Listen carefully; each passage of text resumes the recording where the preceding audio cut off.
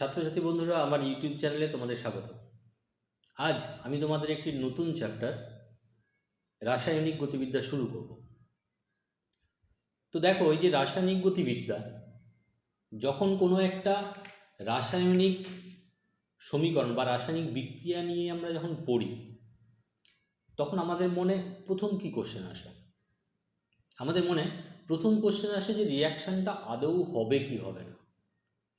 এখন কোনো একটা রিয়াকশান আদৌ হবে কি হবে না সেটা তোমরা থার্মোডিনামিক্স চ্যাপ্টারে পড়েছো, যে ডেল্টা জি যদি নেগেটিভ হয়, গিবস মুক্ত শক্তি পরিবর্তন যদি নেগেটিভ হয়, তাহলে সেই রিয়াকশানটা সম্ভব হয়। সেকেন্ড, আমাদের মনে যে প্রশ্নটা আসে সেটা হলো যে রিয়াকশানটা কোন অভিমুখে হবে কিংবা কতটা পরিমাণে সংগঠিত হবে। এটাও তোমরা পড়েছো রাসায়নিক সাম্য চ্যাপ্টারে, যেখানে আমরা কি বের করেছিলাম, যেখানে আমরা সাম্য ধ্রুবক বের করেছিলাম এবং লা শাতেলিয়ার নীতি আমরা পড়েছিলাম। সেইখান থেকে আমরা জেনেছিলাম যে রিয়াকশানটা কোন অভিমুখে হবে কিংবা কতটা পরিমাণে হবে। কিন্তু একটা রিয়াকশান সম্বন্ধে আমরা যেগুলো জানি না, কি জানি না, যে রিয়াকশানটা কোন বেগে হবে, দ্রুত হবে না আস্তে হবে, কোন বেগে হবে আমরা জানি না। বেগটাকে কিভাবে বাড়ানো যেতে পারে বা কমানো যেতে পারে সেই সম্বন্ধেও আমরা জানি না।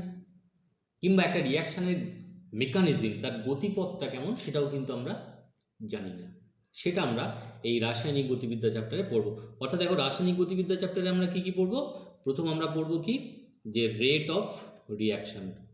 রেট অফ রিয়াকশান অর্থাৎ কোনো একটা রাসায়নিক বিক্রিয়ার বেগ বা হার, রেট অফ রিয়াকশান। সেকেন্ড আমরা কি পড়ব? সেকেন্ড আমরা পড়ব factors affecting rate of reaction. অর্থাৎ একটা বিক্রিয়ার বেগ বা হারকে কোন কোন বিষয়ে প্রভাবিত করে, কিভাবে রিয়াকশানের রেটটাকে বাড়ানো যেতে পারে কিংবা কমানো যেতে পারে। সেইখান থেকে টেম্পারেচার ফ্যাক্টর বা গাঢ়ত্ব ফ্যাক্টরগুলো আসবে, আমরা পরে পরে সেগুলো আলোচনা করব। এবং আরেকটা যেটা পড়ব সেটা হচ্ছে মেকানিজম। একটা রিয়াকশানের ক্ষেত্রে মেকানিজম বা তার কলা কৌশলটা কীরকম হবে, সেটাও কিন্তু আমরা এই চ্যাপ্টারে পড়ব। এখন দেখো, এই যে রেট অফ রিয়াকশান বা একটা বিক্রিয়ার গতিবেগ বা হার, এখন কোন বিক্রিয়াগুলোর ক্ষেত্রে আমরা গতিবেগ বা হারটা নির্ণয় করব।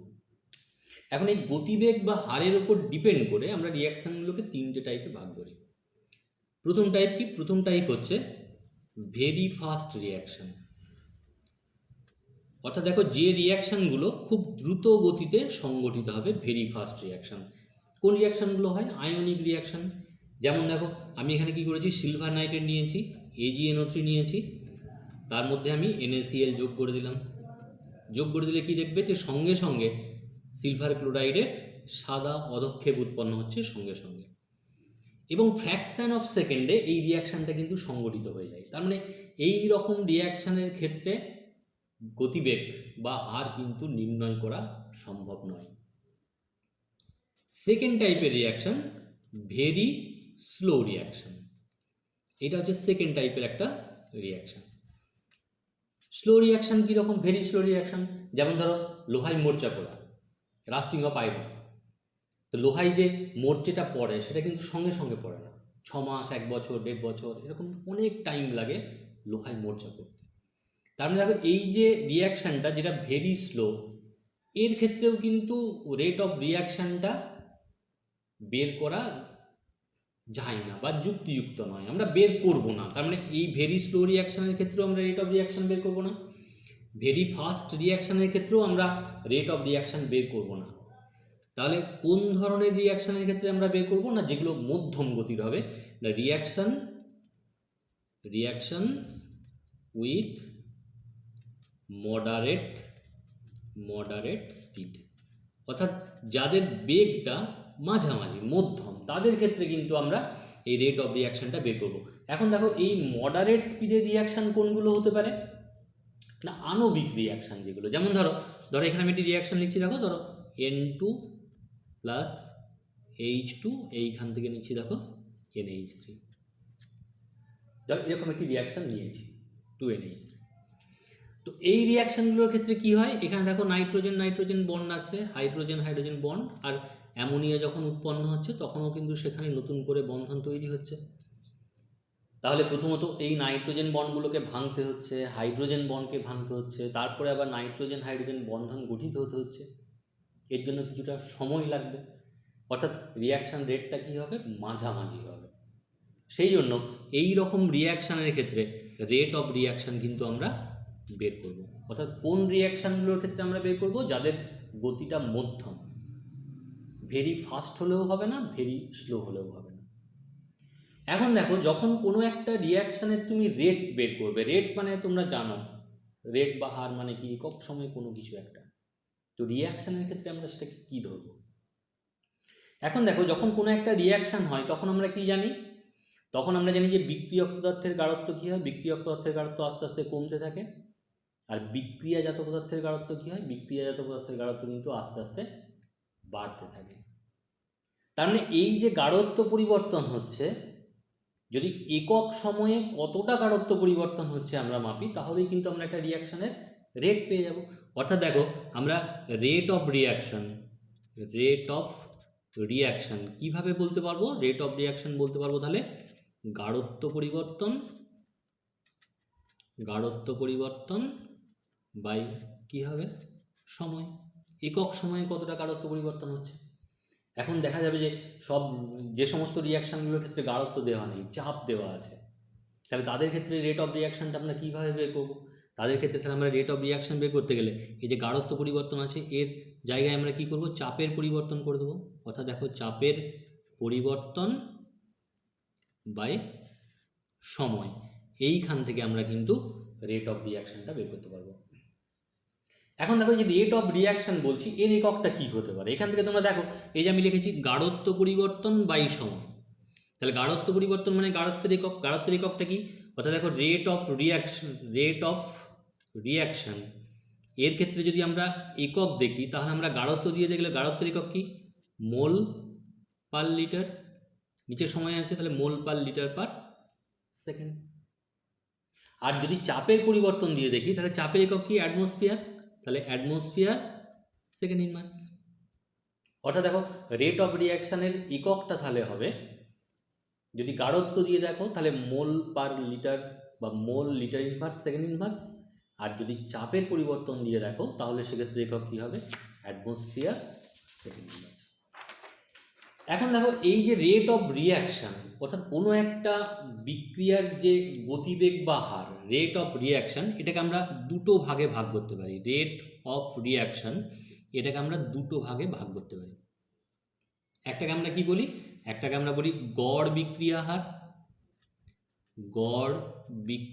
হার, এবং আরেকটাকে আমরা বলি কি, তাৎক্ষণিক হার।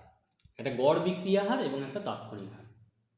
এখন গড় বিক্রিয়া নিয়ে প্রথমে আলোচনা করি, তারপরে আমরা তাৎক্ষণিক বিক্রিয়া হারে যাব। গড় বিক্রিয়া হারটা কি না, গড় বিক্রিয়া হার হচ্ছে যে একটা বড় সময়ের অন্তর, সেইখানে একটা বড় গাঢ়ত্বের পরিবর্তন, সেইখান থেকে কিন্তু আমরা গড় বিক্রিয়া হারটাকে নির্ণয় করি। কিন্তু মনে রাখবে, এই যে গড় বিক্রিয়া হার, এটা কিন্তু বিক্রিয়ার সঠিক হারটাকে দেখায় না। কারণ কি, একটা বড় সময়ের অন্তরফল, আর বিক্রিয়কের গাঢ়ত্ব কী হচ্ছে, প্রতি মুহূর্তেই চেঞ্জ হচ্ছে, তার মানে বিক্রিয়া হারটাও প্রতি মুহূর্তেই চেঞ্জ হবে। সেই জন্য গড় বিক্রিয়া হার কিন্তু বিক্রিয়া হারকে সঠিকভাবে প্রকাশ করে না। যাই হোক, ধরো আমি প্রথমে এরকম একটা রিয়াকশন নিলাম, এ থেকে বি, এটি রিয়াকশান নিয়েছি। এইটার ক্ষেত্রে যদি আমরা রেট অফ রিয়াকশান বের করি, তাহলে রেট অফ রিয়াকশানটা আমরা বিক্রিয়কের সাপেক্ষেও বের করতে পারি, বিক্রিয়াজাত পদার্থের সাপেক্ষেও বের করতে পারি। বিক্রিয়কের সাপেক্ষে যদি বের করি, অর্থাৎ এ এর সাপেক্ষে যদি বের করি, তাহলে এর গাঢ়ত্ব পরিবর্তন কত হবে, delta concentration of A by delta T. আর বি এর সাপেক্ষে যদি করি, তাহলে delta concentration of B by delta T. এখন এই দুটো রেট কিন্তু সমান হবে, কিন্তু দেখো, রেট অফ রিয়াকশন সবসময় কি ধনাত্মক, কিন্তু এর গাঢ়ত্ব পরিবর্তন সময়ের সাথে এ যেহেতু কমে যাচ্ছে, তাহলে এটা নেগেটিভ। তাহলে পজিটিভ আসার জন্য তোমাকে আগে একটা নেগেটিভ সাইন ইউজ করতে হবে। অর্থাৎ বিক্রিয়কের সাপেক্ষে যখন আমরা বিক্রিয়া হার লিখবো, তার আগে নেগেটিভ সাইন দেবো, আর বিক্রিয়াজাত পদার্থ যদি হয়, তাহলে তার আগে আমরা পজিটিভ সাইন দেবো। সব থেকে ভালো হয় তুমি যদি মড ব্যবহার করে নিতে পারো। এখন দেখো, এই যে রিয়াকশানটা আমি নিয়েছি, এখানে কিন্তু কোনো সহগ নেই, যদি এরকম হয়, ধরো এরকম একটা রিয়াকশন নিলাম যে 2A প্লাস এখানে বললাম 3B, এখান থেকে বলছি 4C, এরকম একটা রিয়াকশন যেখানে দেখো সহগ আছে। এই রকম রিয়াকশনের ক্ষেত্রে তুমি যখন রেট অফ রিয়াকশন লিখবে তখন কি এ এর সাপেক্ষেও লেখা যায়, বি এর সাপেক্ষেও লেখা যায়, বা সি এর সাপেক্ষেও লেখা যায়। এ এর সাপেক্ষে যখন লিখবে তখন এই যে সহগ আছে 1/, সেটা হয়ে যাবে, এবং বিক্রিয়ক মানে তুমি কি জানো, নেগেটিভ সাইন থাকবে আগে। তার মানে দেখো আমি রেট অফ রিয়াকশন লিখতে পারি, দেখো -12 delta concentration of A by delta T সমান -1/3 delta concentration of B by delta T, এবং সি এর সাপেক্ষে লিখলে পজিটিভ হবে, তাহলে 1/4 delta concentration of C by delta T. তোমাকে কিন্তু এইভাবে রিয়াকশানের রেটটাকে লিখতে হবে। এখন দেখো এখানে দুটো ইম্পর্টেন্ট বিষয় যেটা খুব অঙ্ক করার ক্ষেত্রে কাজে লাগে। ধরো তোমাকে বললাম যে এ এর সাপেক্ষে রেট অফ রিয়াকশন কত, এ এর সাপেক্ষে রেট অফ রিয়াকশন তাহলে কত, -12 delta concentration of A by delta T. কিন্তু তোমাকে যদি বলে যে এ এর অন্তর্হিত হওয়ার হার, রেট অফ ডিসঅ্যাপিয়ারেন্স যদি বের করতে বলে, তখন এর অন্তরিত হার কত হবে, এই সহগ অংশটা কিন্তু থাকবে না। তখন তোমাকে কি করতে হবে, দেখো এখানে করতে হবে minus delta concentration of A by delta T. তাহলে বোঝা গেল যে এর সাপেক্ষে বিক্রিয়া হার হবে কোনটা, এই সহগ মানে 1/, করে যে অংশটা পেয়েছো সেটা পুরোটা। কিন্তু যখন এর অন্তর্হিত হওয়ার হার বলবে তখন শুধুমাত্র কোনটা হবে, সহগ অঞ্চলটা বাদ দিয়ে minus delta concentration of A by delta T. সেরকম ধরো যদি বি এর সাপেক্ষে বলে যে বি এর সাপেক্ষে বিক্রিয়া হার কত, তাহলে -1/3 delta concentration of B by delta T. কিন্তু যদি বলে বি এর অন্তর্হিত হওয়ার হার কত, তখন minus delta B by delta T. যদি সি এর সাপেক্ষে বিক্রিয়া হার বলে তাহলে 1/4 delta concentration of C by delta T. কিন্তু সি এর উৎপন্ন হওয়ার হার বললে delta concentration of C by delta T. এখন দেখো এই যে বললাম যে গড় বিক্রিয়া হার, যেটা একটা বৃহৎ সময়ের অন্তরফল, সেখান থেকে আমরা বের করি, যেটা সঠিক বিক্রিয়া হারকে প্রকাশ করে না। তাহলে সঠিক বিক্রিয়া হারকে প্রকাশ করতে গেলে আমরা কি ব্যবহার করব, সঠিক বিক্রিয়া হারকে প্রকাশ করতে গেলে আমরা কিন্তু তাৎক্ষণিক বিক্রিয়া হার দিয়ে আমরা একটা রিয়াকশনের সঠিক রেটটাকে প্রকাশ করব। তাৎক্ষণিক বিক্রিয়া হার মানে কি, তাৎক্ষণিক বিক্রিয়া হার মানে হচ্ছে এই যে বৃহৎ সময় অন্তরফল ছিল ডেল্টা টি, এটাকে টেন্স টু যদি 0 করে দাও তখন খুব ক্ষুদ্র সময় অন্তরফল হয়ে যাবে, এবং তখন তোমরা সেটা লিখবে কিভাবে, ডিটি, ডেল্টা টি এর বদলে ডিটি। অর্থাৎ দেখো ওপরের যে রিয়াকশনটা সেখানে যদি আমরা তাৎক্ষণিক বিক্রিয়া হার দিয়ে লিখি তাহলে সেক্ষেত্রে রেট অফ রিয়াকশন কি হবে, তাহলে -12 d concentration of A by dt সমান হবে -1/3 d concentration of B by dt সমান হবে plus 1/4 d concentration of C by dt. এইভাবে তোমরা একটা রিয়াকশানের তাৎক্ষণিক যে হার সেটাকে প্রকাশ করতে পারো। ধরো আমি একটা রিয়াকশান দিলাম, ধরো এরকম একটা রিয়াকশান দিচ্ছি, দেখো যে 2N2O5, এখান থেকে বলছি দেখো 4NO2 প্লাস O2। এর ক্ষেত্রে যদি তুমি রেট অফ রিয়াকশান অর্থাৎ তাৎক্ষণিক বিক্রিয়া হার লেখো, কীভাবে লিখবে, তাহলে একটা বিক্রিয়ক, তাহলে -12 d concentration of N2O5 by dt সমান হবে 1/4 বিক্রিয়াত অর্থ বলে positive d concentration of NO2 by dt সমান, এখানে দেখো O2তে কোনো সহগ নেই, তার মানে এখানে কিছু লেখার দরকার হচ্ছে না, plus d concentration of O2 by dt. এইভাবে তোমরা একটা রিয়াকশানের রেটকে কিন্তু প্রকাশ করতে পারো। এখন এই যে তাৎক্ষণিক বিক্রিয়া হার, এইটাকে যদি আমরা গ্রাফিক্যালি যদি এটাকে আমরা দেখাতে চাই তাহলে গ্রাফিক্যালি কীভাবে দেখাতে পারি, দেখো এখানে ধরো আমি গ্রাফের সাহায্যে দেখাই। ধরো এইখানে নিয়েছি কি বিক্রিয়কের এদিকে গাঢ়ত্ব নিয়েছি, আর এদিকে নিয়েছি কি, এদিকে নিয়েছি সময়। তাহলে বিক্রিয়কের গাঢ়ত্ব কী হবে, বিক্রিয়কের গাঢ়ত্ব সময়ের সঙ্গে সঙ্গে আস্তে আস্তে কমতে থাকবে। এখন কোনো একটা নির্দিষ্ট সময়ে একটা নির্দিষ্ট গাঢ়ত্ব, এই যে বিন্দুটা পেয়েছি, এইখানে তোমাকে কি করতে হবে, এইখানে তোমাকে একটা স্পর্শক টানতে হবে। এবার এই যে স্পর্শকটা পেয়েছি, এই যে ট্যানজেন্টটা পেয়েছি, এই স্পর্শকটার যে নতির মান টি সময়ে, ধরো এখানে নতির মান আমরা কীভাবে বের করি, দেখো এখানে নতির মান কীরকম বের করা হয়, ধরো আমি নাম দিলাম এ, ও, আর এখানে দিলাম বি। তাহলে এখানে নতি কত হবে, এই নতি সমান হবে দেখো ও এ বাই ও বি। এই যে নতির মান, এখান থেকে কিন্তু আমরা তাৎক্ষণিক বিক্রিয়ার বেগটাকে নির্ণয় করতে পারবো। আবার দেখো যদি আমরা এটাকে বিক্রিয়াজাত পদার্থের সাপেক্ষে যদি বের করি, তাহলে দেখো এখানে আমি যদি গ্রাফিক্যালি দেখাই, তাহলে এদিকে দেখো বিক্রিয়াজাত পদার্থের গাঢ়ত্ব, আর এদিকে কি, এদিকে নিয়েছি সময়। তাহলে বিক্রিয়াজাত পদার্থের গাঢ়ত্ব কি হচ্ছে, সময়ের সাথে সাথে বাড়ছে। তাহলে এখানেও কোনো একটা নির্দিষ্ট সময়ে একটা নির্দিষ্ট গাঢ়ত্ব, সেই গাঢ়ত্ব বিন্দুতে তোমাকে কি করতে হবে, একটা কিন্তু এরকম ট্যানজেন্ট আঁকতে হবে, স্পর্শক আঁকতে হবে, এবং সেই স্পর্শকের যে নতি, অর্থাৎ দেখো আমি নাম দিলাম এখানে ধরো ই, এখানে ও, এখানে হচ্ছে এফ।